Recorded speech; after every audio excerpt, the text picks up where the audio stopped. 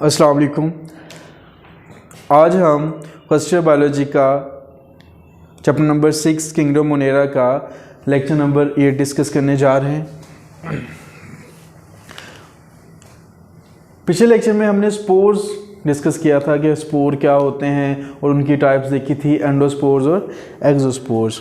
हम अब उसके फंक्शंस देखते हैं। इसका फंक्शन है resistant to, they are resistance to physical environment. हमने पहले देखा कि जो स्पोर्स बनते हैं अनफेवरेबल कंडीशंस में बैक्टीरिया अपने आपको बचाने के लिए स्पोर्स बनाते हैं और फिर वो फेवरेबल कंडीशन में जर्मिनेट कर जाते हैं वेजिटेटिव सेल्स में। रेजिस्टेंस टू फिजिकल इन्वायरमेंट का क्या मतलब है कि लाइट से रेजिस्ट करते हैं, लाइट से बचाते हैं सेल को टेम्परेचर से, पीएच का अगर ज़्यादा या कम होता है लेवल तब भी ये डेंजरस होती है बैक्टीरियल सेल के लिए। उसके बाद है डेजिकेशन ड्राइनेस यानी कि पानी की कमी। उसके बाद केमिकल एजेंट्स, इनसे भी ये बचाते हैं यानी कि रेजिस्टेंस टू केमिकल एजेंट्स होते हैं।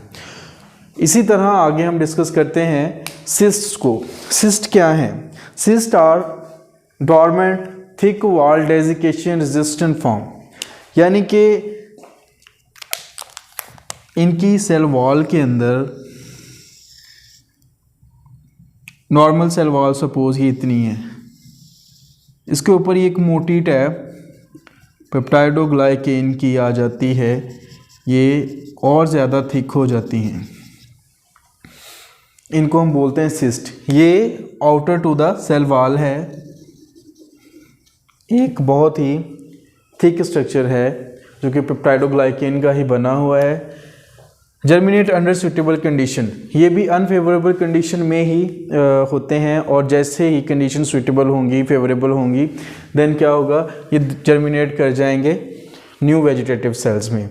और ये इनमें और स्पोर्स में जो फ़र्क है बेसिक वो ये है कि ये हीट रेजिस्टेंट नहीं होते और ये जो हैं ये टेम्परेचर यानी कि हीट रेजिस्टेंस होते हैं, क्योंकि जो पेप्टाइडोग्लाइकेन है वो हीट रेजिस्टेंस नहीं है लेकिन वो डेजिकेशन रेजिस्टेंट है, इसलिए ये दोनों में ये फ़र्क है। और स्पोर जो हैं वो डिफरेंट कंपाउंड से बने होते हैं, उनकी जो वॉल है वो डिफरेंट कंपाउंड्स की है। इसी तरह ये जो पेप्टाइडोग्लाइकेन का बना होता है जो कि हीट रेजिस्टेंट नहीं है।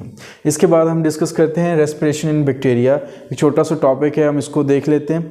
रेस्पिरेशन क्या होता है हमने पहले भी देखा कि process in which energy is made available to cell in step by step break down of organic compound, यानी कि ऑर्गेनिक कंपाउंड को तोड़कर उनसे एनर्जी एक्सट्रैक्ट की जाती है एटीपी की फॉर्म में और वो दी जाती है डिफरेंट मेटाबॉलिज्म्स के लिए यूज़ की जाती है और डिफरेंट फंक्शन जो हैं परफॉर्म किए जाते हैं उसको यूज़ करते हुए। ये टू टाइप्स की होती है, एरोबिक और एनएरोबिक। एरोबिक रेस्पिरेशन ऐसी है जिसमें ऑक्सीजन इस्तेमाल हो, ऑक्सीजन की मौजूदगी में अगर रेस्पिरेशन हो हम उसको एरोबिक बोलते हैं, अगर ऑक्सीजन की एब्सेंस में गैर मौजूदगी में हो तो उसे हम एनएरोबिक कहते हैं। हम एरोबिक और एनएरोबिक की बेस पर यानी कि रेस्पिरेशन की बेस पे हमने बैक्टीरिया की डिफरेंट टाइप्स यहाँ पे लिखी हुई हैं। सबसे पहले है aerobic bacteria, presence of oxygen. वो बैक्टीरिया जिनको ऑक्सीजन की ज़रूरत होती है ग्रोथ के लिए, रेस्पिरेशन के लिए, उनको हम बोलते हैं एरोबिक बैक्टीरिया, जैसा कि यहाँ पे एग्जांपल है सूडोमोनास। उसके बाद एनएरोबिक बैक्टीरिया। एनएरोबिक बैक्टीरिया ऐसे बैक्टीरिया हैं जिनको ऑक्सीजन की ज़रूरत नहीं होती अपनी ग्रोथ के लिए, यानी कि ये जितने भी इनमें रेस्पिरेशन हो, जितने भी प्रोसेस होते हैं वो एब्सेंस ऑफ ऑक्सीजन से होते हैं, यानी कि स्पायरोचीट हमारे पास ये एग्जाम्पल है एनएरोबिक बैक्टीरिया की। उसके बाद है फैकल्टेटिव बैक्टीरिया।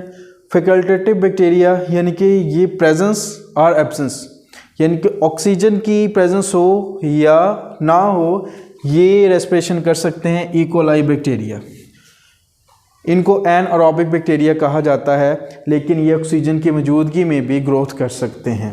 इसके बाद है माइक्रो एरोफिलिक। माइक्रो मीन कम, एरो मतलब एयर और फिलिक मतलब ज़रूरत होना। तो माइक्रो एरोफिलिक ऐसे बैक्टीरिया जिनको लो कंसंट्रेशन में ऑक्सीजन की ज़रूरत होती है उन्हें हम माइक्रो एरोफिलिक बैक्टीरिया कहते हैं। इसकी एग्जांपल में आता है कंबाइलोबैक्टर बैक्टीरिया। आज हमने डिस्कस किया स्पोर्स, सिस्ट और एक छोटा सा टॉपिक रेस्पिरेशन इन बैक्टीरिया। अगले लेक्चर में हम डिस्कस करेंगे न्यूट्रिशन इन बैक्टीरिया।